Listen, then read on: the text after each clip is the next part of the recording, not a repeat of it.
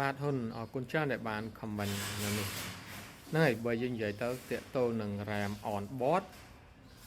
តើយើងមានកន្លែងដែលអាចយើងថាគាត់អាចដោះអាចជើង RAM ហ្នឹងហើយ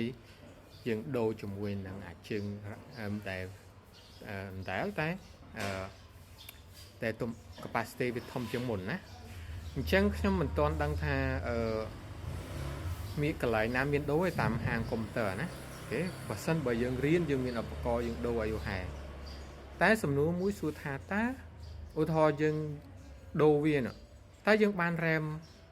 តើមានកន្លែងណាដែល supply ឬក៏ដែលផ្គត់ផ្គង់ពពុះអា chip ណាគេហៅ RAM on board ហ្នឹងអា chip ហ្នឹងឧទាហរណ៍ទំហំ 2G 8G ឬក៏ 16G ឬក៏អត់អាហ្នឹងដែលជា problem ណាដែលជា problem យើងអាចដូរបានអាចផ្សារដោះដូរអី extend បានតែសំខាន់កន្លែងហ្នឹងមួយទៀតណាបើសិនបើតាមហាងគាត់អាចធ្វើអញ្ចឹងបានហើយគាត់អាចមានបំលាស់បដូរហ្នឹងណាបំលាស់បដូរហ្នឹងអាហ្នឹងដែលជាចំណុចពិសេសមែនទែនណាអូខេអរគុណច្រើនសម្រាប់ការ comment ណាហើយបើដឹងកន្លែងជួយបញ្ជាក់ផងខ្ញុំមាន សិស្សឬក៏មានអីគាត់ចង់ដូរអាចធ្វើការដូរពពួក RAM on board ហ្នឹងអញ្ចឹងគាត់អាច extend ឬក៏អាច